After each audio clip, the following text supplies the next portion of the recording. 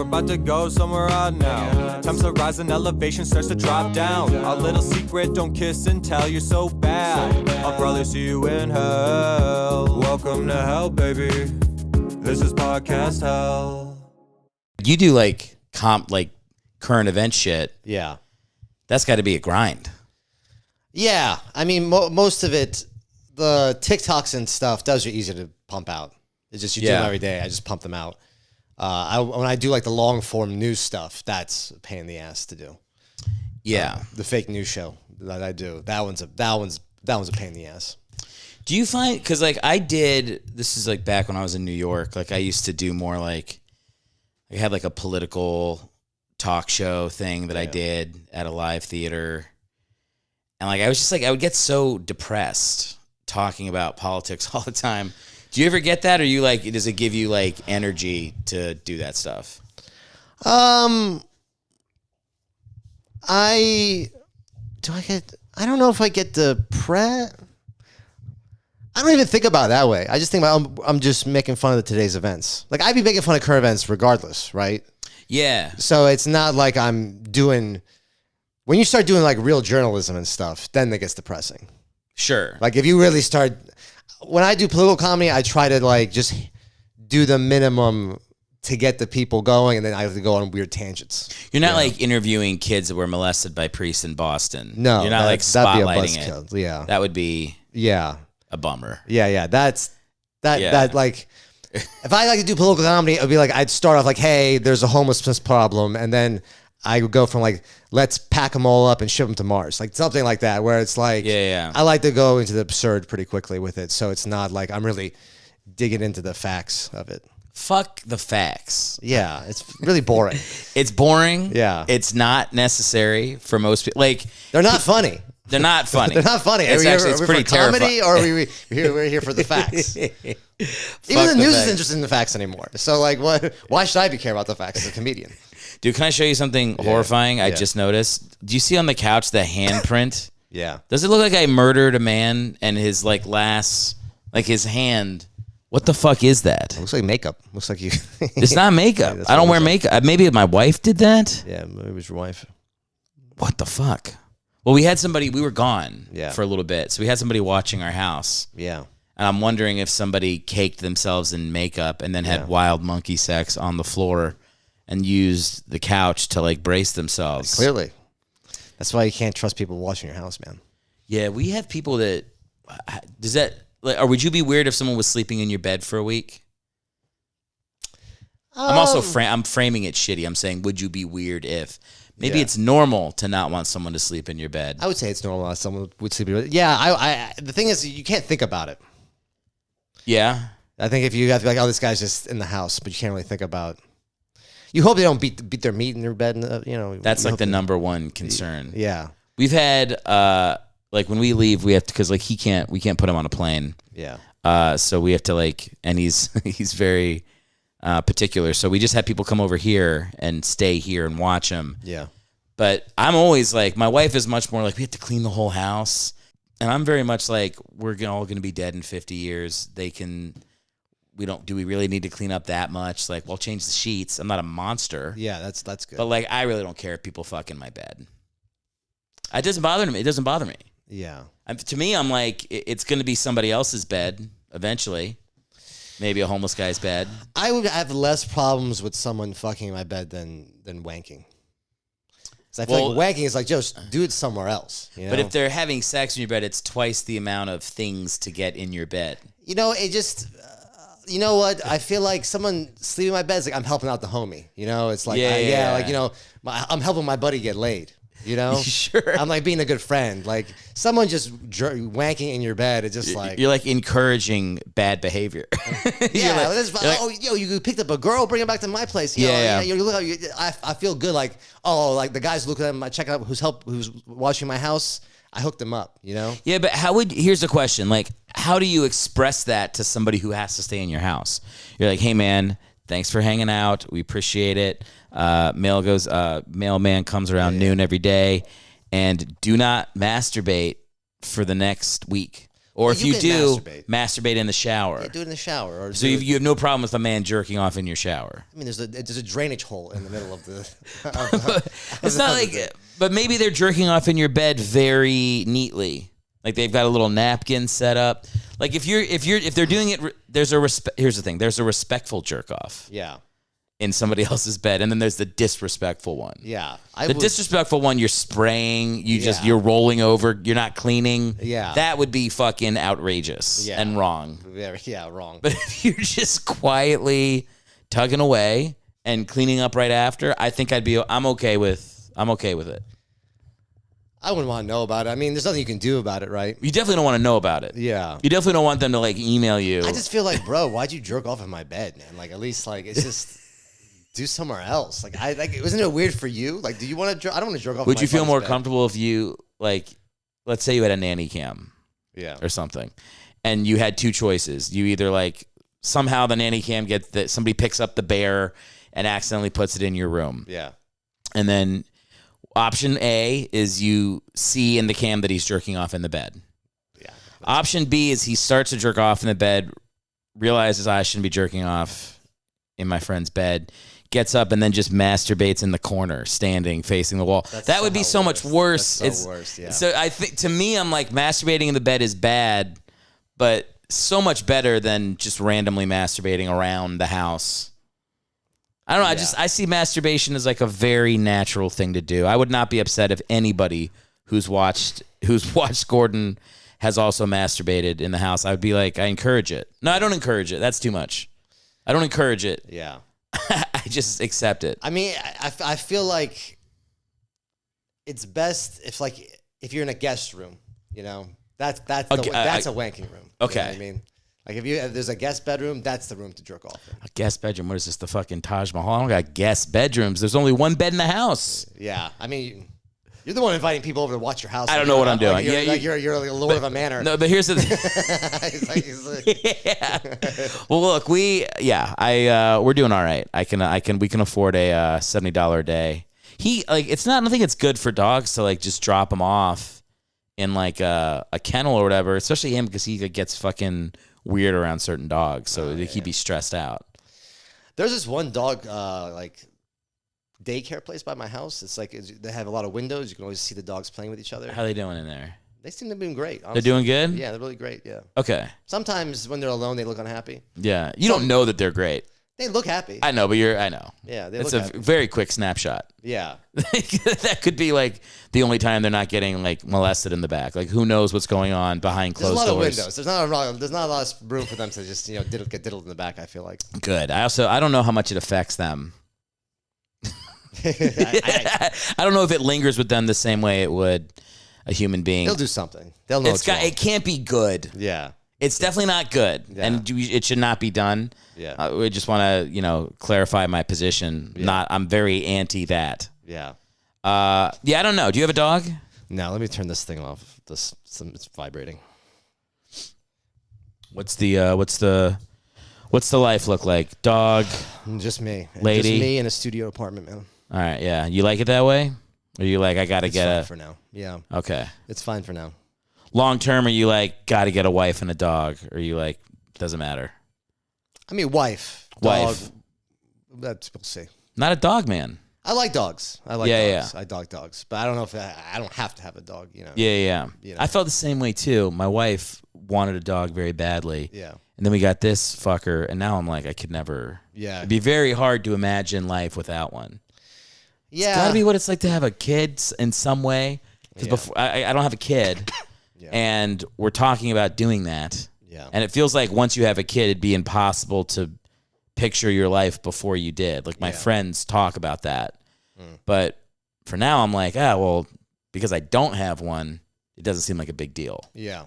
But like now I'm like, it's weird when like when we're on vacation, I'm not taking him on walks. It feels weird. Yeah. I'm like, this is the time to take him out. I don't have to take him out. Are they taking him out at the right time? Like, you know what I mean? Like you start to you just get used to fucking anything. Yeah. But I don't know. Maybe how old is this guy? He's 10. Oh, okay. Yeah. How old was he when you got him? 4. Okay, so you've had him a good clip. We got him a good clip. He had a probably pretty wild life before we got him because he was like a street dog. Yeah, you know what? Sometimes I see street dogs and street cats, and people like bring them in. Like, I don't know, man. Some of these guys, I think they're doing well out there. It's always a question of like, you get like the good 5 good street dog years where you're fucking and you're having a good time, or you get 15, fucking eat kibble every day. Yeah. I never hunt for food. I never fuck strange. Yeah. One time he was fucking. We were at Runyon and he started fucking a golden retriever. Oh, good for him. A lady. Yeah. It was very interesting. Like, he's run into many dogs. This one, they just like went nose to nose within 3 seconds. Maybe they knew each other. Maybe. Yeah. Probably not. She seemed, golden retrievers aren't on the street. She seemed a little well-to-do. Yeah. Yeah, it was like kind of like a story of like a street kid and a woman from high society, and they just felt it could have been a play. But like within 3 seconds, she was like on her back, and he started pounding away. Yeah. And this was like very early into having him. And I didn't really know what to do. So my instinct was to like pull him off. Yeah. And now I look back, I'm like, I could have just looked at the guy and been like, he's neutered. Yeah. What do we care? I look away. I had a bid that never really came to fruition. But it was about this. It was just like, you should just let your dogs fuck. Let them fuck. Yeah. I think about it often. Every time I see him with a boner, he gets him randomly, I'm like, I fucking cock blocked him. And I don't know if he's really gonna fuck. It kind of hurts. Yeah, it hurts. Yeah. What was the bit? Try it out here. Yeah. It was like you see it, I see these people that take their dogs out and they start fucking, and they like yank them off. I don't remember, but basically the gist of the bit is like, they say that man's dog is man's best friend. What kind of best friend would you be if you like walked in your buddy trying to fuck and just yanked him off, by a leash? I think it's a good bit. Yeah, I can see that working. It's never quite congealed. People feel weird about it. I've brought this up with people. Yeah. Like in the real world, and they're always like, why are we talking about this? I'm like, because it's your dog's happiness. Yeah. Like, don't you care? Yeah. We already fucking cut their balls off. Like, it's enough. Yeah. Let them. They're not hurting anybody. I think it's very interesting when you see people get so upset when animals get pregnant on the internet. This podcast is taking a strange turn. Why do they get upset? I was like, this dog, get your dog neutered, please. Get him spayed. And it's just like, well, someone's got to make the dog somehow. Like, you want more dogs. Like, I think what happens is if you get too many dogs, if not enough dogs are neutered, I get it, but you got to hunt them and shit, and then we got to eat them, and then that's not cool. I get it, but people get so upset with it. They get a little too upset. I'm just like, all right, get a better hobby. Than being upset about puppies. Yeah. Like, you see like a litter of puppies and you're like, fuck.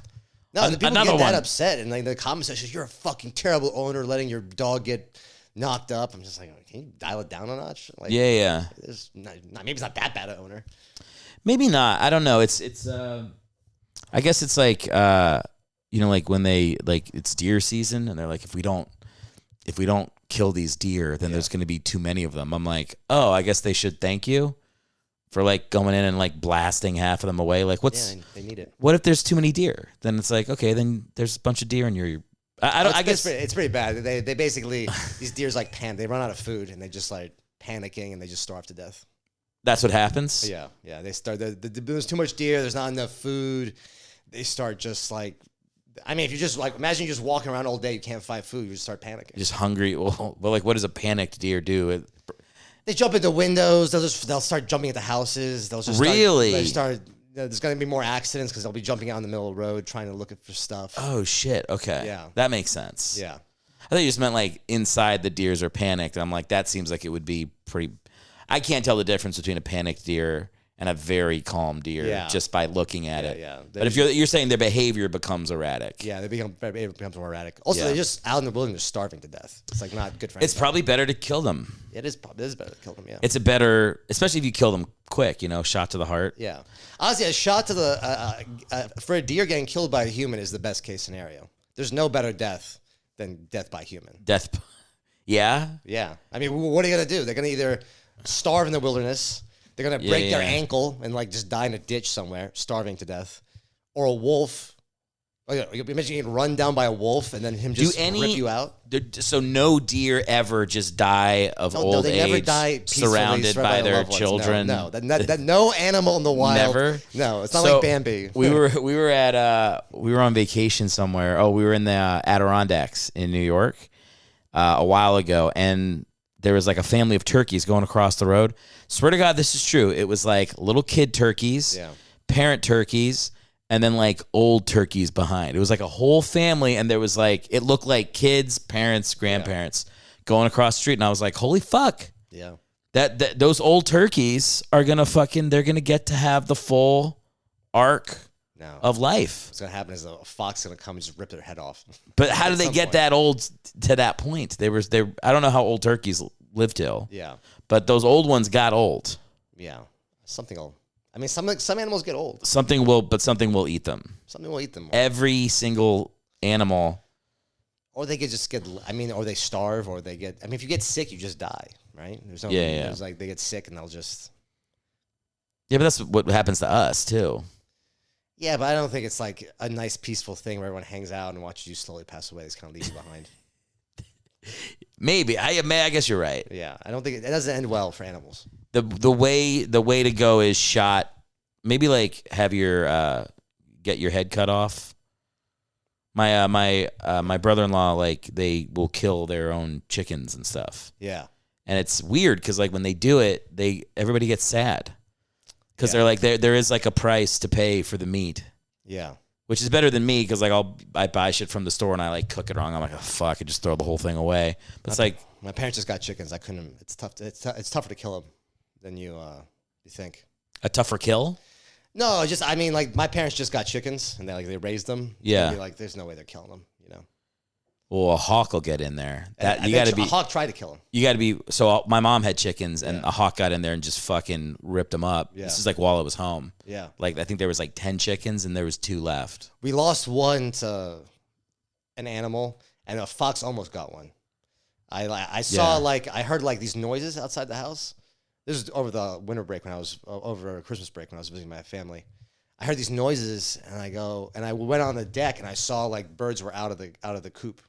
And I was like, Dad, get the guns. There's something's after the chickens. Yeah. So I run out, and I run out, and I turn around the corner, and I see like a hawk just flies away, and I see one of the chickens just like kind of lying there on the ground.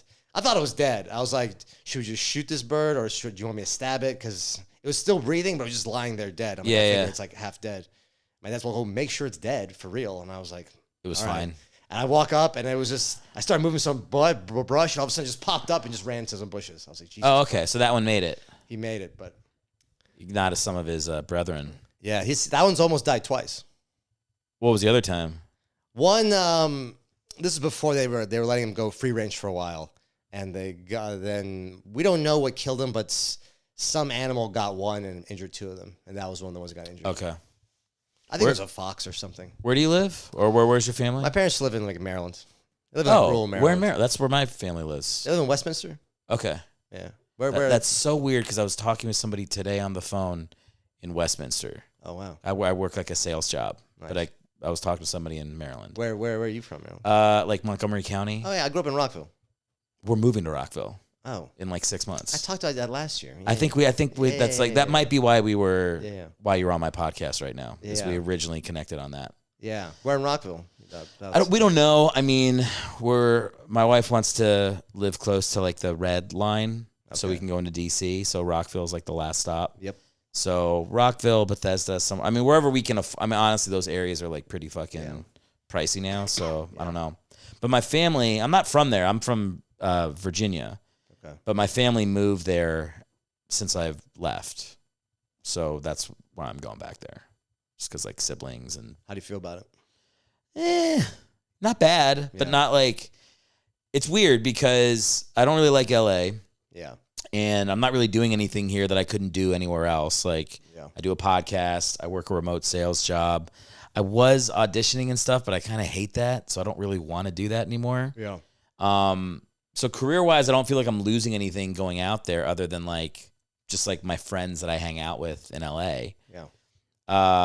But it's still going to be different because I left the house when I was 17, and I've been like doing comedy for 20 years. Yeah. And so it's going to be weird to be surrounded mostly by people who don't do that. That's going to be a bit like every single day of my life when I go out, I'm talking to people who do what I do with my life. Yeah. It'll be weird to just be talking with people who do their day job and that's it. hang out with their families. And like all my friends from high school and college are kind of in the area, but none of them did what I did. Yeah. So that part, I'm like, I don't know what my life will look like in terms of like, making new friends. Yeah. When I'm 40, probably just going. Am I gonna like go to like open mics again and fucking try to find? Like that's the part where I'm like, I don't know what that'll be. Yeah. Yeah. You go to the suburban bar and watch the game. I'll probably do that. I do that here. I mean, that part's fun. That part will be fine. The part and like whatever, having a kid with my wife and all that shit. That'll be good. Yeah. But like. The comedy, like you get like a good comedy hang. Yeah. It's like sometimes you don't even expect it. You just run into somebody, then you're at a diner at midnight just fucking telling jokes. Like that part will be missed. Yeah. That's fair. Yeah, I mean, for a while I really resisted the idea of going back, but now my parents are getting older. That's part of it. More open to it, yeah. That's part of it too, is like you're just like, you see people kind of like need you more. I mean, how old are you? I'm 39. I'm 39. Yeah. We live like the same life. Yeah. You have a dog, though. That's a big difference. That is a big difference. Yeah. No, but like, you get to a certain point and you're just like, I don't know. How do you feel about turning 40? Pumped? Not great. Not great either. Not great. Yeah. I fucking hate it. Yeah. It's happening to me in October. Yeah. When's your B-day coming? August. Yeah. I think what I'm doing to try to feel better about it is to like get things in order now. So when I turn 40, I feel better about my life. Yeah. Like losing some weight, doing better at the job, that kind of stuff. Yeah. But if I just like slide into 40, doing what I was doing when I was 39, I feel like I'll be very fucking depressed. Yeah. Yeah. I need a big comedy. I need a big comedy career win. You need a win. Yeah, I need a big one. What's the how are you gonna do it? What are you thinking? What are you putting your money on? If you had to if you were a betting man, you'd be like, the thing that gets me over is X. I mean, I'm at this point, social media probably. Yeah, that's the best bet. I think your videos do pretty good. They do pretty good. They need to get to get to the next level. Yeah, you get to the next level. Would you ever pay someone to do it? I think about that. There's no one to like. That's the thing is there's no. What am I gonna pay him to do what? I don't know. That's the thing. For me, there's nothing. It's not like there should be a guy that just goes for $1,000 a month. You give me 2 years and you'll have 1 million followers. There should be a service like that where they're just we're not even gonna tell you what we're gonna do, but we're gonna do something and it's gonna work.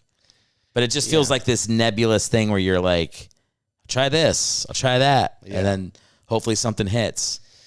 Yeah, I mean, I run social media for a couple people.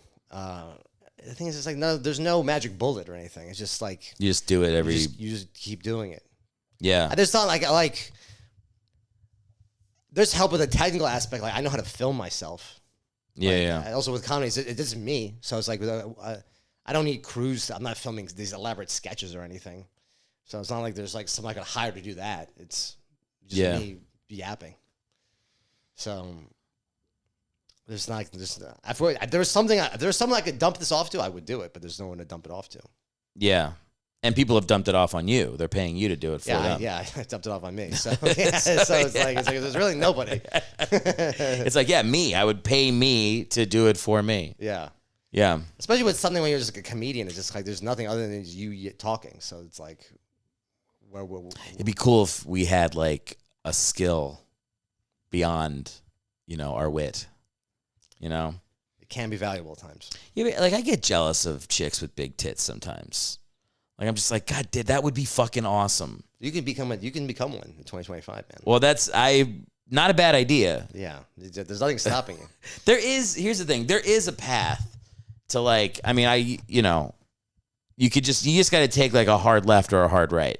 If you do either one of those things, you just go fully in one way or the other. Yeah. Like you will find some success.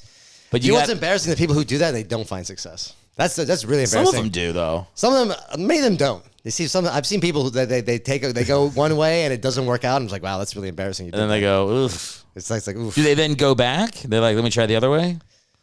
I don't know. They just kind of fade away. It's sad when you see the people fade away. Like Ann Coulter the other day. Did she fade? Has she faded away? She's kind of faded away. Yeah, but she's also like 60.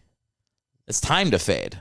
I guess that's true. Yeah. I saw a clip of her being made fun of. She was at that Manning roast, and she like just bombed on the Manning roast. I remember that. And I was just like, you know what happened to her? What is she up to now? She's probably still writing books or something. I don't think so. She's not even on, because my parents watch Fox News. She's not even on that anymore. Yeah. She's been gone for a while. Honestly, she kind of faded away in the middle of Obama. Yeah. I don't know. I used to watch her on Bill Maher a lot, and there was a lot of jokes about them fucking. I believe that. I don't think they did, though. I think that was the whole thing, is it was like they would joke about it, but they never did. Okay. Maybe they're lying. I don't know. This is a weird conversation point. I don't know who Bill Maher fucked. Yeah. But maybe. You know what? There was actually, so do you know what's funny? There was before I did comedy, I worked at this place, advertising.com. It was like an advertising network, and it was owned by AOL, and AOL bought Huffington Post. And there was a girl who wrote on Huffington Post Science that used to date Bill Maher. I see her in the office. Oh, really? Yeah. Did she have things to say about him? I never talked to him about it, but yeah, I think they dated for a while and she broke up. Yeah. It's like good for her. Yeah, good for her. Yeah. What were you doing there? Just like bullshit day job stuff? Yeah, I was. I ran digital ad campaigns, and then I became a salesperson for a little bit. Okay. How was the? Were you good at sales? It was okay. It was like a sales, like a technical sales job. Okay. Where I was just like, I was a product expert, so it wasn't like there was like the main sales guy who did like the real salesy stuff, and then I would come in if there's like technical questions about stuff. Oh, so you were like the what do you call it? Like customer support kind of role. Yeah, it was like it's technical sales, right? So it's kind of like when people are selling, they have like, well, how are we going to do this? They have these technical questions, and the regular sales guys don't usually know the answers to that. I would, in a salesy way, like help. You know, if there was objections and concerns about the tech stuff, you would answer the question, but in a way so that they still pull out their credit card. Yeah, exactly. Yeah, that's kind of what I'm doing now, because like my company, I do sales, but then they became like a software company. So now I'm like having to learn like actual software shit and almost be more of like a technical support role in addition to sales. Yeah. And it's fucking hard. Yeah. It's very hard to like be in an e-learning about some sort of like techie thing and then, you know, try to boiler room somebody into purchasing a software right after. Because it's like different. I feel like it's different parts of your brain. Yeah. And it's hard to go from where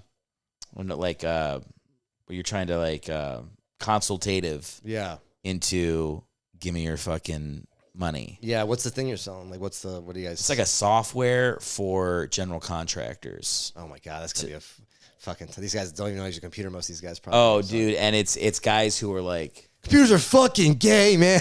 Dude, yes. It's that. It is a lot of. Well, the other thing is I sell it to interior designers too. Okay. So I sell it to either gay people or people that will call me gay. Yeah. And so like when I'm on the phone, my politics are whoever I'm talking to. That is exactly what I think. Yeah. So as soon as they're like, "Where are you from, man?" I'm like, "I live in Los Angeles." They're like, Los Angeles. I'm like, all right, yeah. No, I didn't vote for it. Yeah. I just go into that shit. Yeah. And then I talk to like a gay homestager in New York City, and I'm like, Trump is ruining this country. Like I'll just say fucking whatever I need to say on the phone. Yeah. So that's why with those Instagrammers that are like they make those turns, I'm like, I don't think I could do that and have people actually like think that I'm that far one way or another. Yeah. But I do understand it because I am sometimes exaggerating my own political things for financial gain at work. Yeah. And I guess that's like kind of similar. But it feels more corrosive to like make it part of your personality. You know? Yeah. I don't know why people force you to pick a side. I mean, both sides are. Really good. Yeah. I have more than the reason to hate both sides. Everyone's like, you got to pick one, and blah, blah, blah. I can hate both. Yeah. There should be multiple sides. Like, don't they have other countries where there's like multiple political parties? You only got to get like 7 people to agree with you to become president. Yeah. That's a really dumb way to sum it up. Yeah. There's like these parliaments and stuff. There it is. Yeah. That's the word I was looking for. Yeah. Those are all. We got to get one of those. They're clearly foreign and gay. We can't have that. They are pretty gay. Yeah. More than 3 parties? Hell no. No, we should definitely get. I was a big Yang Gang guy for a while. I like Yang for a while. Yang was fun. Yeah, I like all these independent guys. They're always interesting. Well, the independent guys that can't win are always the most fun to listen to. Yeah. Do you remember in New York the guy that would go, "The rent is too damn high"? Yeah, that guy was good. Okay, so I did improv in New York, and that guy came and did shows at the Pit. Yeah. So I did improv with him. It was fucking amazing. Yeah. Because he's a one-track mind, obviously. Yeah, so every bit, and the rent's too high. Dude, literally, like, I remember initiating a scene with him where we were, like, on Mars at a car dealership, and he said the rent's too damn high. And I was like, yeah, I mean, the whole point of the scene is we're the only ones here, but sure, yeah, the rent is also too high. Yeah. We also we're literally the only people for millions of miles. Wait, how did this guy go from just streaming? I thought he was homeless, but he actually... Maybe he was, but he was like, when he had his surge in New York, he was getting invited to stuff. Oh, so you're like, hey, just come do improv with us tonight? Well, I didn't invite him. I don't know how he ended up there, but it was on a show where they would have like faculty members from the school would come in.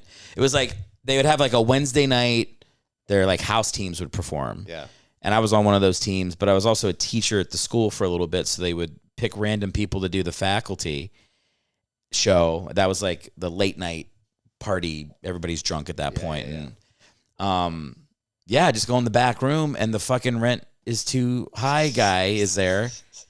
And nobody's addressing it. Like, we're all just like warming up like normal. He's just kind of hanging out where I'm like, all right, I guess we're doing this. Yeah. And they walk out on stage, and he just kind of kept doing his thing. Yeah. You'd have to like kind of pull him out into a scene. Yeah. And he would almost like start to do his stump speech. And how to go over with the crowd? They like it, or they? Everybody was drunk, and there was like 20 people. Like, it wasn't cool.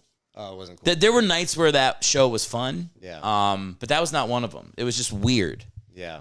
Yeah. And then there was I can't remember what the other show was, where it was like I don't remember. It was like a show where there was like comedy, but then people talking about politics. That wasn't really improv. I was just like doing a bit on that show, and then he was sitting on the panel talking. Okay. So that one I wasn't really interacting with him as much. Yeah. But I mean, I remember trying to talk to him after the show. And he just rents too damn high. It's like he's not like a person. He's just a Yeah, fucking yeah, insane, yeah. probably homeless guy Yeah. that had like he had a real run though of like people. There was a couple times where I got to do that at that theater. One time, like the Real Housewives of New York came. Okay. And so we got to do they filmed it like it was going to be on the show, but then they never used it. Okay. But that was cool because there was like, I mean, it really felt like. Were they in the audience or they were on stage? They were on the stage. Oh yeah, they were just doing scenes and stuff? They were like, the whole point was like, one of them went up with a team first, and then the other one went up with the team second, and then they were like, I guess they're fighting in the show. Okay. So it was like, which team did better? That was like the theme of it, which is also not what improv really is about. But no, yeah, I did so I hung out with one of they're also like as soon as the cameras are off, they're like everybody's friends. Oh, that makes perfect sense. Oh, Yeah, that was my first dabble in like, oh, that's so it's fake. completely fake. Yeah. Yeah, they're like literally hanging out, drinking at the bar, laughing. Yeah. And then in the show, they're killing it. They want to kill each other. Yeah. Yeah. It was pretty funny. It's very interesting, like the improv sketch, that world versus stand-up world. 'Cause I remember I took some sketch classes after I've been doing stand-up for a while. And I've been doing stand-up for a while. I knew a bunch of people there, and then I was just talking to people in the class, like, oh, you guys gonna go see ASCAT and blah, blah, blah. I'm like, what the fuck are you guys talking about? Yeah. Like, this is like, it's like a whole other universe of people. In my early 20s, I was very into that. Like I got there was like 6 or 7 years in New York. Like I moved there when I was 22, where I did improv like every night. And I was like, I did stuff at UCB. I did a lot more stuff at the Pit. Yeah. And I like kind of like got to whatever, I don't know how you'd say it, like the top of the mountain of that, and you just get there and you're like, oh fuck, I should have climbed a different mountain. This kind of sucks. Like, and then like I'd always kind of wanted to do more stand up. Yeah. So like around like that age, I just like kind of switched, and I haven't really done improv since then. Yeah.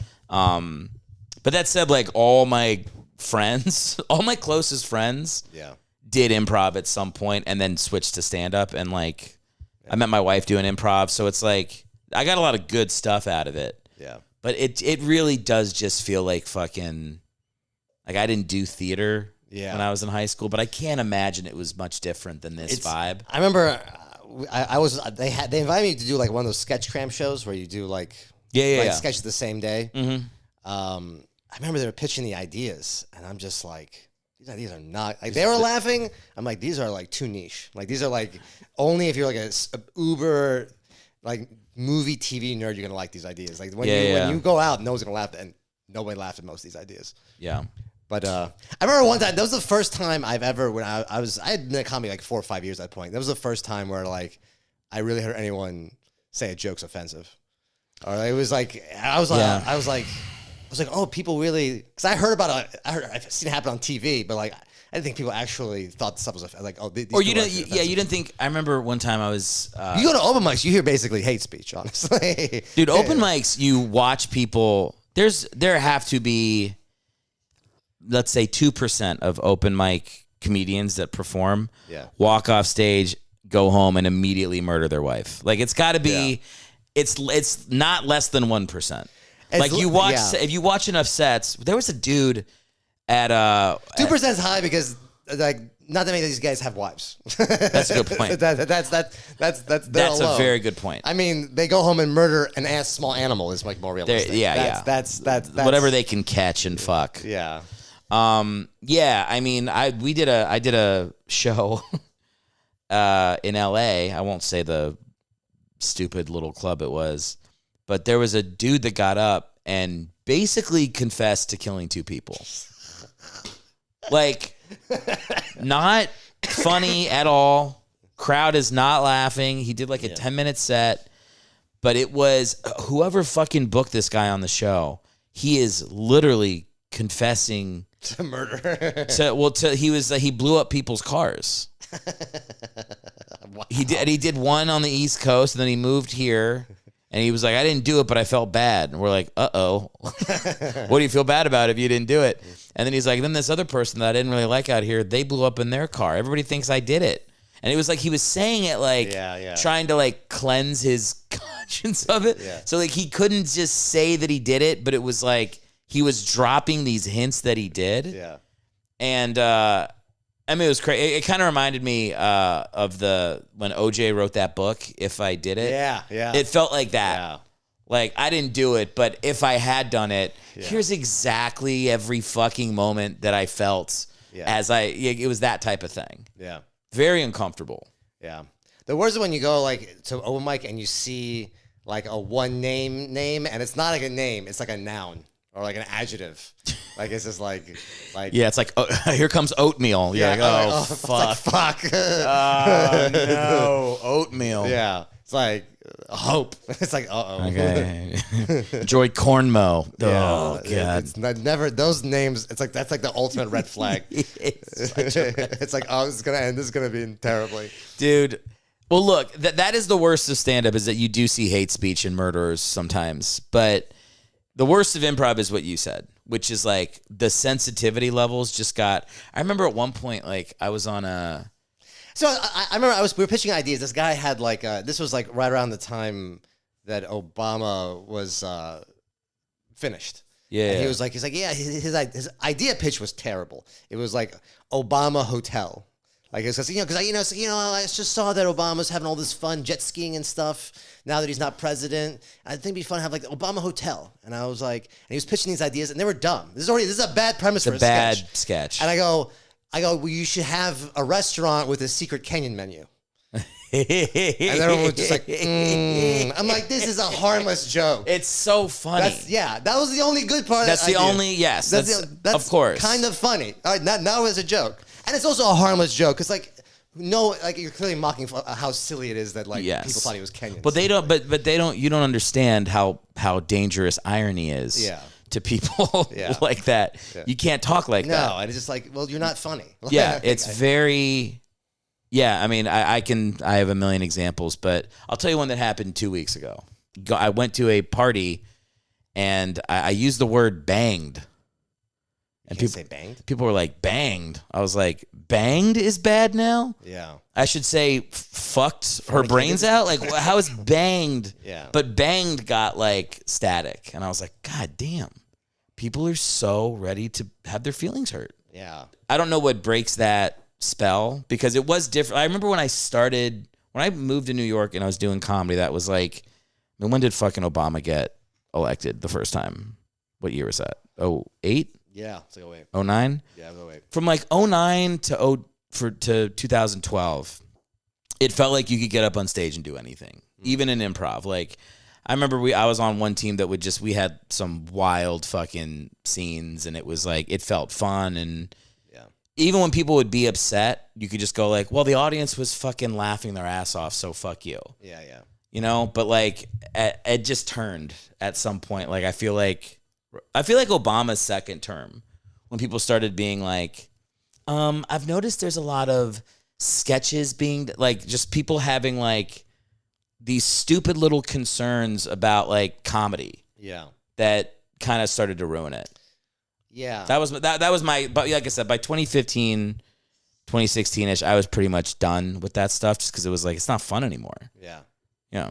It's interesting. I think improv's biggest problem is that like you go these like people go to UCP or something, and then half the audiences are people in the classes. Sure. Right? And they want to be on the teams, so they're like they laugh and they're supportive. Yeah. And so it's kind of like walking like a tightrope with a wire. It's like you don't really have, if you fall, there's really no risk because the audiences are too kind. It's a little masturbatory. Yeah, like if we went to do the joke like that stuff at a bar with strangers, like with regular people, like they wouldn't laugh. I've done improv in bars. It doesn't go over well. It's tough. It's tough because people are like, "What is this? Yeah, this is gay. Please stop." Yeah, that's usually the reaction. But you guys, I think improv needs to perform in front of people who aren't taking classes at the school more because it would make them It would make improv shows more tolerable. We used to do like pop-up shows in like restaurants and stuff when I was starting out. Yeah. And just torture people that were out for a nice dinner date. That's tough. It was tough. Yeah. Tough. So that's the other side of that coin is you just get to surprise people with your improv. That's also pretty rough. Because no one's going to voluntarily go watch you do warm-up exercises, basically. Yeah. So it's either going to be in front of students or surprising. And that's how you stand up. You just surprise people. Surprise stand up, very fun. That's how you use it. And also, I like bad stand up is more fun to me than bad improv. Because bad stand up, I feel like at least the person is being punished accordingly. You know what? I think one of the problems is like there's no real middle class to improv. It's either it's great or it's awful. Where there's like there's a middle class to stand up. Like, oh, this guy is okay. Yeah. You know, he hits half the time or like it works sometimes. I used to when I taught improv, they start you out on like level 0 or level 1, which is like people who are not performers that are doing it for the first time. Yeah. That was so much fun because it's like you're getting real people in the class and they're like they're saying things like, I cannot go on stage and tell a monologue from nothing. Like, I will never be able to do that. And then like 3 weeks in the class, they're doing it. And you're watching people like break through things personally while they do it. So, and then the shows were like so fucking great.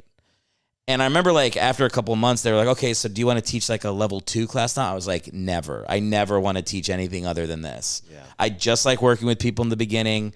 And then I hopefully never see them do improv unless they do it for another 20 years and they're amazing. Yeah. That middle part, horrible. Yeah. But like the first time somebody goes on stage ever in their life to get to be like the teacher for that would be awesome. Yeah. So I did see that. That's what I would recommend to people is like, go see a good like first time ever show where people are just fucking terrified. Yeah. That's amazing. Or go see people that are like, famous improvisers. Yeah. But even that is like not that good. Yeah. I still prefer like a fireman like making brownies with his daughter in an improv. It's just more fun. Yeah, I can see that being a lot more fun. Yeah. My favorite is always funny. LA, when you go to LA, it's really funny seeing how people do this stuff because you see like this like a meathead jock trying to do improv. It's like absolutely hilarious. You can tell like everyone in his group doesn't like him either. It's like it's absolutely incredible. Yeah, man. It's LA's got a weird comedy vibe for me. I don't know. Like I started in New York, stand up and improv, and like I don't know, New York, like it feels like people know they're not going anywhere. Yeah. They're just like they're doing it because there's either nothing left to do. Yeah. Or they really like it and they want to get good. Out here, it's like I don't know. I always just got like a very like weird backstabby vibe from people here. That was my experience. I don't know. Maybe I mean, I never really got backstabby with people. It's more of just like people are just like I wouldn't say they like against you. They're just kind of just ambivalent. Like everyone's just in their own like lane trying to make things work for themselves. Yeah, I mean, you have friends here and there, but it was never really like maliciousness, from people. You know what I mean? Yeah. I don't know. It's a very interesting thing. I mean, LA's very interesting. It's interesting how like there's how many people there are in LA and how many comedy shows have zero attendance. I always thought there's like so many people in this town and there's so many shows that have no one showing up to them. Well, because you book a show and then you're like, oh, half a mile away, fucking Tom Cruise is trying stand up for the first time at the Comedy Store, and even that, it's half full. Yeah, like there's so many people trying to perform. Yeah, and no actual human beings just living here. If you drive like 2 hours out of LA, there's clubs and you can perform and like have like you can make some money. But if you're trying to get like on these like little 5-minute spots in LA shows, it's like they truly mean absolutely nothing. Yeah. I mean, that's one of the most impressive things in LA is like how much stand up you can do here and how it'll take you almost nowhere. Really? That's one of the most impressive things about doing comedy in LA. Yeah. It really is like spinning your wheels. Yeah. And it's just like feeling busy. Yeah. Like there's people you can do probably 15 sets a night here if you really wanted. Let's say 10. Let's say 5. You could do 5 sets a night. Yeah. And that will get you pretty much nowhere. Well, in New York, you can do the same thing. In New York, you can do 10 sets a night. But it's just more fun. In New York, when I was doing it, there were crowds. There was like people coming to see shows, and I don't know. Who fucking knows, by the way. I left New York 7 years ago. Do you do comedy in Maryland at all? I do sometimes when I'm back. Like I have like where do you get up there? There's like a spot in Frederick called the Cellar Door. Okay. That I performed at. I actually do stuff in like DC because there's every time I've done stand up in DC, there's like 60 people or more in the audience, like paying attention, laughing, drinking. Yeah. You're like, fuck. I've never done it there. I should do it. Yeah, DC's like a pretty solid, like there's an actual demand for comedy there. Yeah. And I've done the improv a few times, like featuring for friends. Yeah. And that's every time I go there, I'm like, this is the greatest club in the world. Yeah. I'm sure it's not, but for me, because I performed there, I'm like, this is the greatest. Yeah. But I don't know. I'm sure I'll have to like figure out more if I when we move back there. Yeah. I don't know. I don't know what the Rockville scene is like. Yeah. Is there something? I don't know. There's like a sushi restaurant or something? No, I don't know. I've never done up there. I have a list of people to hit up, but I've never done it. Yeah. How often are you like more doing like content stuff or stand up or like what's your? I mean, before the pandemic, I was traveling doing stand up. I was doing it a lot. Since the pandemic, it's been mostly content. But this year, I need to start doing stand up again, just for myself personally. Yeah, it's just that's probably better. Yeah, for the old noggin. Yeah, Gordon, you want to come up? Is that what you're doing right now? He's in the zone. He's in the zone. He's trancing. I think I'm better at. I mean, honestly, I think my stand-up's better than my content, but my content's more popular. What can you do? Yeah, you got to give the people what they want. Yeah, and I'm very picky about like, but when I film myself doing stand-up, it has to really be spot on for me to post it. Yeah. So, I've been slow to post my stand-up on. You don't post your stand-up in case there's a guy right behind your camera going, "Yeah, I said onion rings." Bro, I can't tell you how many people I see post themselves bombing. I'm just like, are you in? Why'd you post this? Just like failing at crowd work. Yeah. I mean, what's crazy sometimes I'll see like someone apparently doing well. They have like a national tour and they just post themselves doing some of the world's worst crowd work I've ever seen. The comments are all negative. Yeah. And they're like, you are bad at take this down. This is awful. And then they have tour dates across the country. And I'm just like, well, I don't get it. I don't know. I think it's like, I mean, if they have they're doing something right, clearly. Yeah, they have followers and like that's what people look at to like book people. Who fucking knows? I mean, stand-up is not just getting up on stage and like talking. Like you can't fake it for 30 minutes on stage. No, you can't fake it for more than 5. No, 3 minutes. Like, dude, if you watch somebody for 90 seconds, you know. Yeah.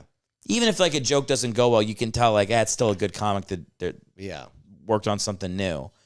But like, no, man, I've the little bit of the road I've done, like I have done shows where you have like somebody on stage who got famous doing something else, and they're booked because they have a ton of fans or whatever, and they don't know how to do stand-up, and you're just like, fuck, they're gonna go for 20 minutes? Nightmare. That's crazy. Yeah, it's I mean, I remember when I first started, I did like an open mic in, was it Nashville? Yeah, it was Nashville when we were driving on a trip, and I was crushing. And I remember at the end of the mic, the guy was like, he did, go longer, keep going.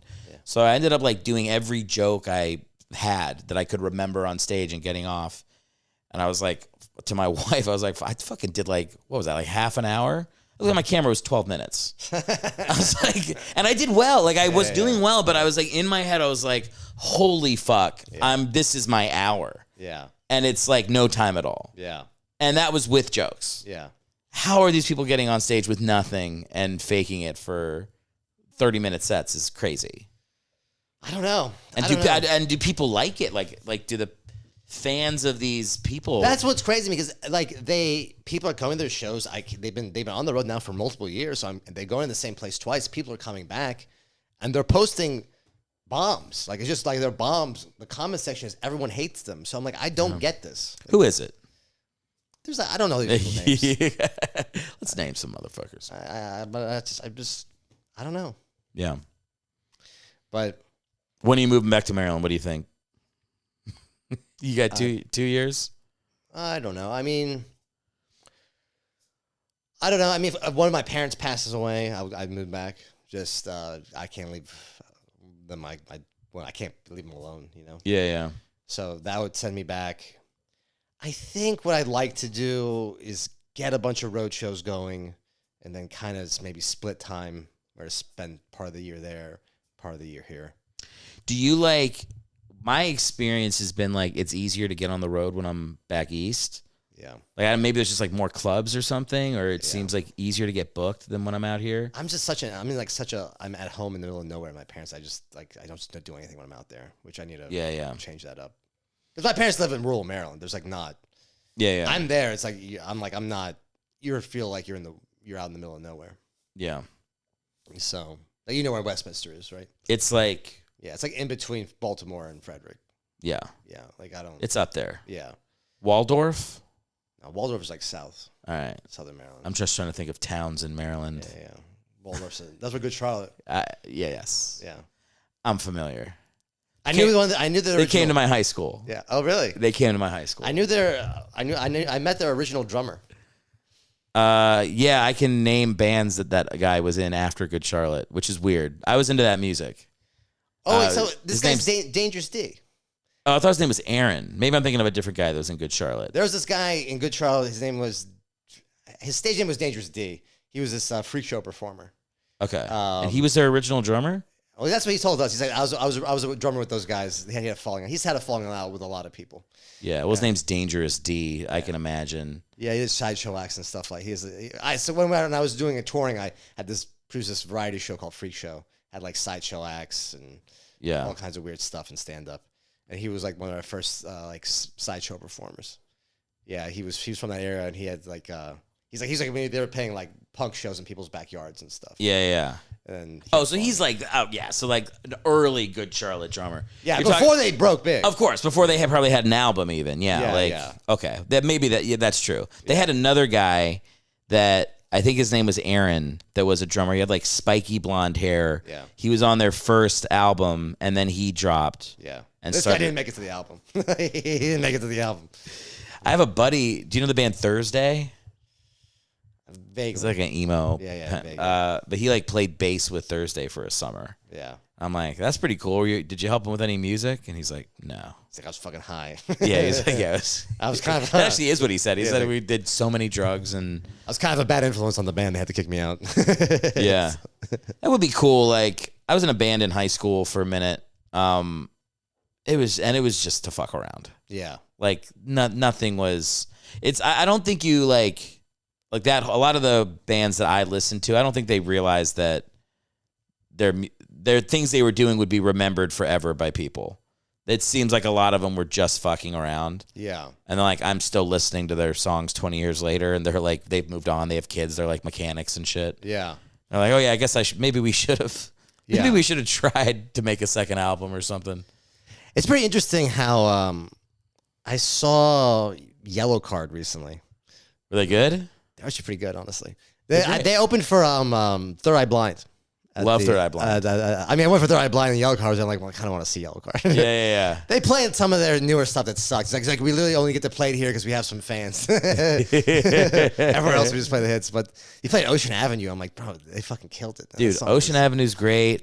Only One was like my first girlfriend that I broke up with. I think I listened to the song Only One. Yeah. Like fucking on repeat for 6 months. You know what's fucked up? Those bands like that stayed, they're really good live because they've been playing music for 15, 20 years now. Yes. I went to go see Newfound Glory. Yeah. Like, they were fucking dope, man. Dude, they were fucking so good live. Yeah. And I remember seeing them like at Warped Tour when I was 20 and being like, they don't sound great. But you're right, like just like anything, if you do it for 20 years, you get so many reps. Really good. You're perfect at what you do. Yeah. Like you can do that type of thing great. Any like Alkaline Trio was another band I like. They stuck around. I saw them live. They were awesome. Yeah. I saw Blink-182. I heard that they weren't that great. I disagree. Okay. But I haven't seen them, but I heard bad for things. many years, they were very bad musicians. Yeah. But now they're like 55, and you're like, I'm watching them. I'm like, oh, they can do shit now. Yeah. A lot of people just hate on them because they're fucking. Yeah. I had some friends that went there recently. They're like, it was a bad show. Your friends are wrong. Okay. Fair enough. I didn't see them. Yeah. I thought they were great. No. Oh. I mean, these old bands that were like Yellow Card was like a, cuss band back in the day. Yeah. They're better than these new artists are fucking terrible live. The new ones, because they don't bring them up at all. Like it's crazy now. Like there's like they don't like first time they're really performing live. They're on SNL performing and they do a terrible job. It's like embarrassing. Yeah, is that like part of that? Like maybe it's like the culture of like it's more like you're making the music in your own house and it's more like insulated versus like it's like industry plants. Like it's like Olivia Rodrigo is just like someone found her. It's like, oh, she sounds kind of cool. She's marketable. Yeah, they get her in the studio. They have all the computers to make it sound good. They get writers in to write the stuff for them for pretty much. Yeah. They don't even like at least put her in like the Roxy for a weekend, get some chops, and then put her on the get big in stage. front of people. Yeah. Yeah, like get a crowd. Yeah, learn how to work the crowd a little bit. Like put her on like a small tour. I saw a band on Kimmel that had like a song I liked, and they're playing, and the woman's just sitting there, like mic in the stand, just singing with her hands by her sides. Yeah. And then the band's playing, nobody's walking around or moving. Yeah. And then the audience, it would pan out the audience was just standing there. Yeah. And I was like, what the fuck are you guys doing? What the fuck is this? It's live music. Yeah. You sunk all this money to get these people to these places. At least sink a little more, get him a coach. Yeah. Get some guy, give him some lessons on how to be less of a fucking weirdo on stage. Dude, Fred Durst lit the stage on fire and killed 10 people during Woodstock. Bring that back. Yes. Bring that back. Yes. Yeah. Do crazy shit. Yeah. Yeah, please. Yeah, I saw like I think music's worse to get into than comedy. the music scene is worse. You mean like as the performer? I would like being a comedian's a nightmare. I think being a musician is even worse. You have to be assaulted. Yeah. That is mandatory in the music industry. Like you have to suck P. Diddy's dick. Yeah. Somebody is going to fuck you in a back room after. Yeah. Like that's just part of it. Yeah. It's horrible. Yeah. It's way worse. Yeah. Yeah. And then like, I don't know why. There's like no way to get. I feel like there's no way for if you're a smaller artist to get discovered. At least as a comedian, like you can have some skits online that blow up and people come see you. But like that doesn't work for musicians for some reason. No, you need industry backing. Yeah. It's like Hollywood. And it's darker than Hollywood because it's yeah, they are worse for some reason than Hollywood. It is worse. I think cuz being a good especially if you're just like a singer or a dancer type of musician, you can be so dumb. Yeah. I think even the dumbness of actors, it's like you still have to have maybe a little more common sense to navigate stuff. So it's a little bit harder to like pray. Yeah. But I just feel like young, hopeful singers are just like these fucking psychos are like, oh my God. I think perfect. I think a lot of these guys are also like they're very marketing based. Like they just market them well. Like they don't really like they have maybe a decent voice, but they have no idea how to write a song. They have like no real skills. It's even some of the guys they really can't sing. It's all kind of just like auto tuned up. So it's harder to hide probably a bad singer than it is a bad actor. I feel like if you're a bad actor, it's like people will stop going to your movies. Yeah. I feel like you can like dress up a bad singer. Yeah, no, you and can. make them sound better. Have them dance if they can dance really good. Oh yeah. And then it's like there's like a whole. I mean, it's boy bands, girl bands. Like Milli Vanilli, you don't even need to sing. Yeah, Milli Vanilli were ahead of their time. Milli Vanilli was around today, there would be no issue, honestly. No.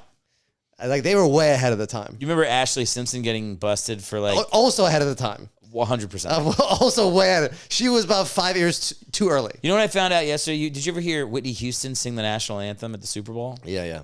Okay. Backing track. Wasn't singing. Oh, wow. Crushed me. Yeah. Yeah, because like we watched the Super Bowl, and I was like, I showed my wife, I was like, you got to watch the greatest performance of all time. Yeah. It's Whitney Houston, 1992 Super Bowl. We were going to war with some country, who knows? It was Iraq back in 92. Was okay, yeah. It was like Iraq. Everybody was like worried about terrorism. Yeah. For the first time. It was 92. You're saying? It was 92. Yeah, it was Iraq one. Yeah, and apparently she like recorded it before, and then she's just pretending to sing it in front of 100,000 people at the Super Bowl, and it's still great. Yeah, it's still a great recording. Yeah, but yeah. I think also we have to get people back on crack. I think the drugs are also messing up the music industry. Like this fentanyl and all these downers, they don't make good music. It's like good music's made by uppers. Whitney Houston was on crack. She was singing all those tunes. Yeah. LT on crack. She was Lawrence Taylor. Lawrence Taylor. He was on He's crack. not a musician. He's not a musician, but he also accomplished great things. There on are crack. some things that you can do on crack that you can't do on downers. That is true. Yeah. Fentanyl, no one's making music on fentanyl. No one's. No. Even Xanax, they had that mumble rap, which I didn't like, but people liked it. But like this, these new drugs, they stifle creativity. Yeah, the only like beats you make on fentanyl is like the sound of your head cracking against the cement when you fucking collapse. Yeah, that's true. I'm trying to think of like other great crack achievements in the world, and I know there are some. Oh, we had mayors. Marion Barry. Toronto had a mayor on crack. Who was the guy? There was a guy in Michigan, I think, that was on crack too. I don't know that one. He was like what was his name? There was a guy in Michigan that did crack and did good things. Yeah. Crack was... It's a workman's drug. Yeah, bring crack back, honestly. Crack. That'd be great. Be like, Trump, like, we're ending fentanyl, we're bringing back crack. Yeah, it's also like, I think like the drugs that have become legal are now so much closer to crack. Yeah. It's like, if somebody's on like strong enough ADHD medicine. You're already on Adderall and stuff. Crack is not that much different than Adderall. Yeah. No, it's true. Look, I was wondering where you're going to go with that, but yeah, bring it back. I say bring back crack. Bring back crack. Let's get all the impurities out of the cocaine. Bring back pure coke as well. Yeah, just like Johnny Depp and Blow. Like, let's fucking... Almost everything is better in the 80s and 90s. Like, just from like a nostalgia... Maybe it's a nostalgia, but yeah. Nostalgia purpose. I think the drugs were better. Sure, yeah. I think the uniforms in the NFL were cooler looking, more vintagey stuff. Think about like the Toronto Raptors jersey with the raptor from Jurassic Park dunking. I mean, some are good or some are worse. It's been a mixed bag, I would say. Like the orange Tampa Bay Bucks jersey was disgusting. I so disagree with you on that. That's nostalgia. The creamsicles? The creamsicles. No one liked the creamsicles when the creamsicles out. Well, because they went like 0-58 in wearing them. But those are a thing of beauty. The creamsicle is fun as a retro once a week. Every week you have to look at that disgusting god-awful orange. I love it. How about the Seahawks? They had that electric blue. That was a beautiful one. I like did they change it again recently? Well, now they look like a fucking green highlighter. Yeah, that one I don't like. But I think what they had, but when I watched a clip of Marshawn Lynch like plowing through like 8 people. That was the best Seahawks jersey. It was like dark green, I think. Yes, they have. Oh yeah, they have like a very dark blue greenish uniform now. Yeah. I like stuff. I like the look of things from the 90s. Like it always is it's brighter colors. Very Gen Z of you, honestly. I don't even know am I Gen Z? Gen Z kids love the 90s. I didn't really like 90s style that much. You're a millennial. We're millennials. They were millennials, yeah. Okay, Gen Z is after us. Yeah. So like 30-year-olds.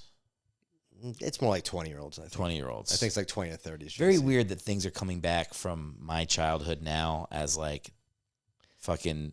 Gen Z, I got to say, they have like the least creativity of like the generations. Like, yeah. They really they just like copied all our stuff. Like it's like literally like the things I did when I was like when they go to Goodwill and they buy vintage like 90s things, like this is literally the clothes I donated. Yeah. It's just like... You're like, oh yeah, cool Jenko jeans. Yeah, it's like really, why? I wish I would have thought of that. Oh wait, I did. Yeah. And I stopped. Yeah, like why? Horrible. It's a hard, like the worst things. It's, you know what, when we went to Brad's birthday, right? The music was all the same music. Just like the first generation where I feel like they really don't have their own music they listen to. Like that music was like Kesha. It was all like the stuff. When I was going out to the bars when I was 20, it was the same music. It's not long. It hasn't been long enough to be nostalgic.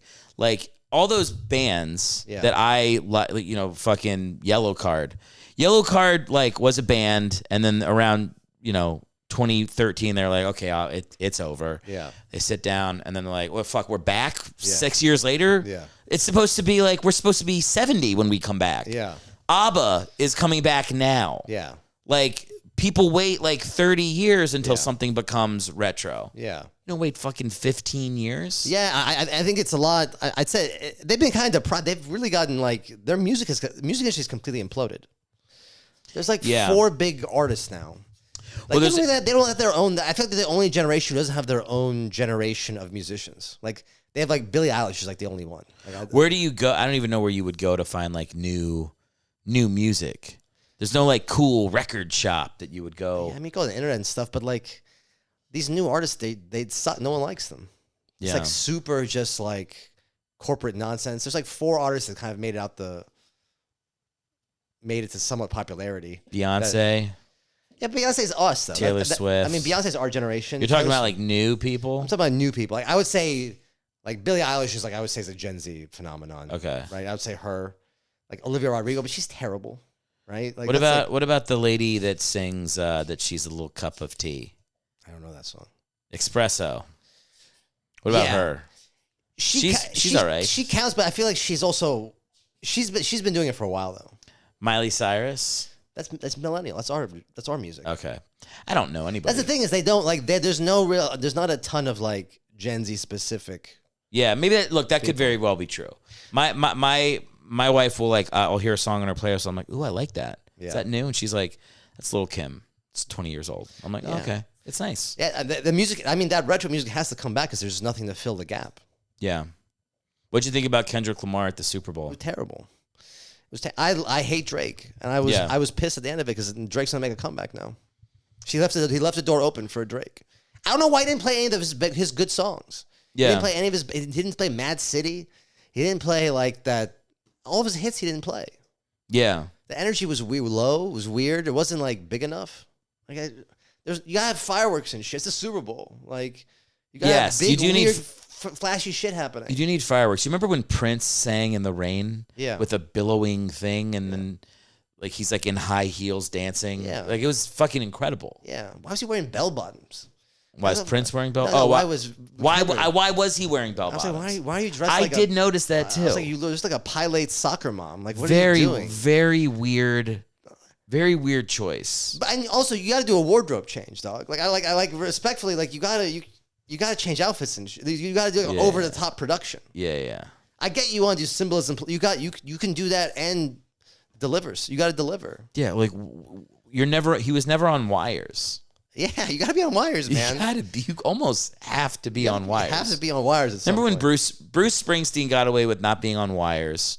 But I remember at one point he like slid. He was like, "Ha!" and he ran across the stage and he slid with his dick into the camera. He dick tapped America. Yeah. And I was like, okay, that's something. Yeah. You got to push yourself to the limits. Yeah. It's kind of like, it felt like it was like a Grammy performance or something. Yeah. Or like you want to make like an artistic thing, well, that's fine, but you're at the fucking Bread and Circus Festival. You know what I mean? You got to give the people some flair. Like everyone's also half drunk. It's halftime shit. Like, do something, man. Yeah. It kind of like also burned out like the whole, that Not Like Us was the only high point of the song. So now it's kind of like, it just felt like you did the whole Super Bowl and the only thing you had was a Drake diss. It's like, now it's like almost like, all right, now you're just doing too much with the whole beef. Yeah, it's I don't. Now you're like almost like, you should have been like, you should have had this grand show and at the end like, oh, I'm gonna diss Drake too. But now it was like this whole build up just to Drake, and it's like you should have more going on with your life. You know? He should have had Drake come out. And you should have just stabbed him on stage. That would have been what's up. That would have been great. Yeah, I just fucking shanked him. Yeah. Or Drake should have like gone and like made out with Serena Williams and they reunite. You need something. Yeah, I just needed another thing. Like I needed just like a big, it wasn't entertaining. Yeah. And just play your bangers, bro. Playing this other random stuff. It wasn't very good. Kendrick, if you're listening, you don't have the seal of approval. Yeah. I'm sorry. Yeah. Nice try. Wear something buoyant. Color. Look at me. I'm wearing. Before you came over, my wife said I'm dressed like Ronald McDonald with these. It's very wrong. I'm nailing fucking Ronald McDonald vibes. Yeah. Didn't do it on purpose. Yeah. But yeah, like I'm not afraid for a bright color. Yeah. You gotta pull out the stops. This isn't even this is a fucking podcast with 30 listeners. Yeah. Are you a Washington football team fan? I'm a Eagles fan. Oh, this is your. I was very, very drunk and only feel good today. Yeah. Did you rip down a light pole in solidarity with your brothers? No, but I was in Philly when they won the Super Bowl the first time. I did climb up on a fire truck, but that was like, I couldn't. I'm not in the shape I was in my 20s. I can't be going up poles. A dude died. And that's like a Viking. You went to Eagles Valhalla. What sucks is you go to Valhalla, it's just a bunch of dudes with like bashed in heads from falling off. Everybody's fucked up. That's the highest honor a Eagles fan can get, dying via. They burned him. Yeah. they lit him on fire and sent him down Broad Street. Yeah, dude, it was fucking wild with the Birds winning. That was a fun year because there was a video of some guy eating horse shit. Oh yeah, I didn't see it, but I was close. Yeah, I mean, people were losing their. That was the first time they ever won. People were losing their fucking shit. Yeah, my dad was going crazy. Yeah, my dad's a big dude, And he's like walking down the street. He's like dapping up black kids. I'm like, what the fuck is going on? My dad is losing his mind. Yeah. My dad was like on cloud nine. I'm sure he thought he would never see them fucking win a Super Bowl. Yeah. And they won with their backup quarterback. Like, come on, that was as great as... Who won the first one? Was it Foles? Foles. Yeah. Foles beating Brady in the Super Bowl. Yeah. It was crazy. This one was great.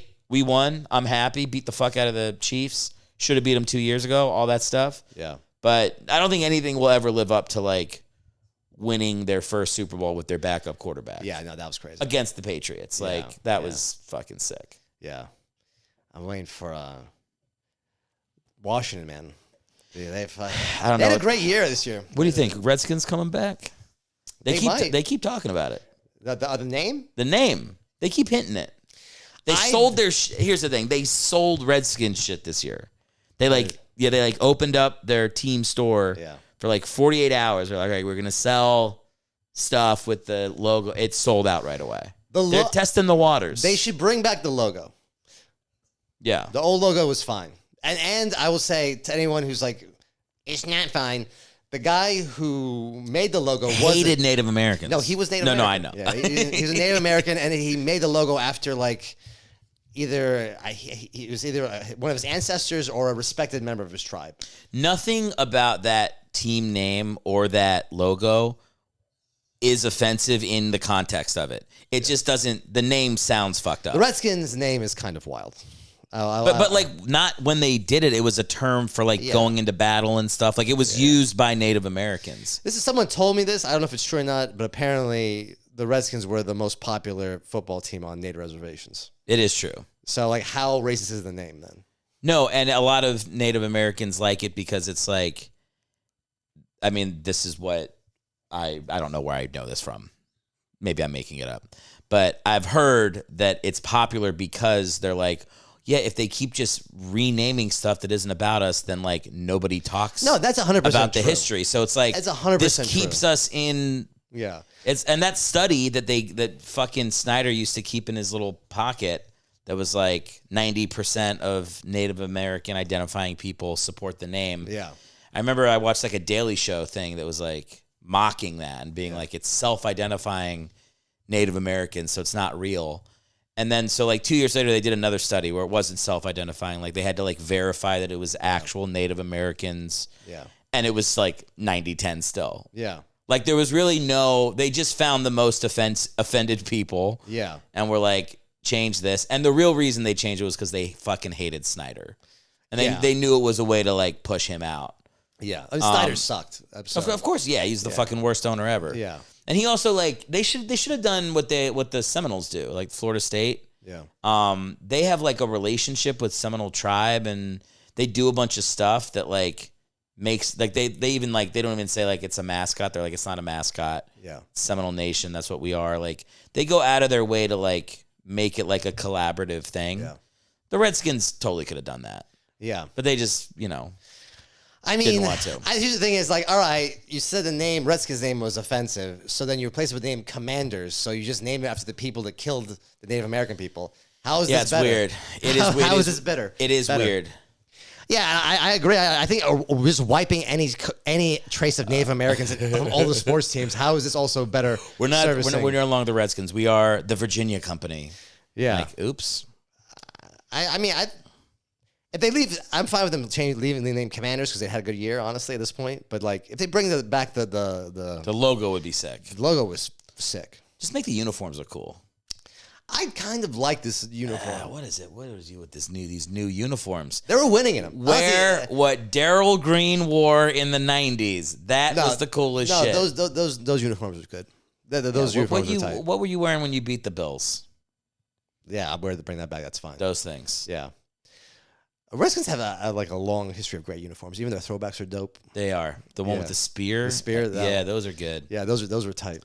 Yeah, you guys have some good ones. Yeah, those were. My whole fucking family is like Redskins, Commanders fans. Yeah, why are you a Philly fan? I don't know. Is your dad from Philly? My dad's from Philly. Okay, there you go. My dad brainwashed me. Yeah. But all my brother's an Eagles fan. Everybody else is a Redskins fan. You do all Philly sports? All Philly sports. Fucking Sixers. Give me a break. Worst team. I don't care about hockey. I keep trying. Yeah. Can't get into it. Die hard baseball. So yeah, Phillies. Phillies great. I can't get into the baseball. My wife got into the Mets this last year. She was like, I'm going to become a Mets fan this year before the season started. And they went to the fucking World Series. Nice. It's not nice. Now I got to fucking watch Mets games. It sucks. It was cool for a little bit to be like, oh my God, my wife's like in baseball Reddit threads and like is like complaining about the strike zone and wants to go to a World Series game. That's awesome. Yeah. But then like this offseason, it was like the Phillies and the Mets were competing to get Juan Soto and the Mets got him. And she was like, she comes home, she's like, the Mets got Soto. And I'm like, great. Oh, fuck. And I like remember that like that screws my, like now we have to have like a back and forth. Yeah. Not looking forward to it. Yeah, I gotta get her out. I don't know how I'm gonna stop her. It's too late. Where's she from? New York. Okay. I got her to be an Eagles fan. Yeah. I mean, you just be quick while you're ahead on that one. I could. Yeah. We had a good time at the Super Bowl. She was watching it with me. Yeah. We gotta fucking go. We're at time, man. Okay. I think we went over. 120. Yeah. Usually I try to cut this around 5 minutes. So gonna have to pick the highlight. Where do people find you online? Where can they support your stuff? I'm at the Cyrus Show on pretty much everything: Instagram, YouTube, and TikTok. Awesome. Thanks for coming by, dude. Thanks for having me, man. Appreciate it. Later.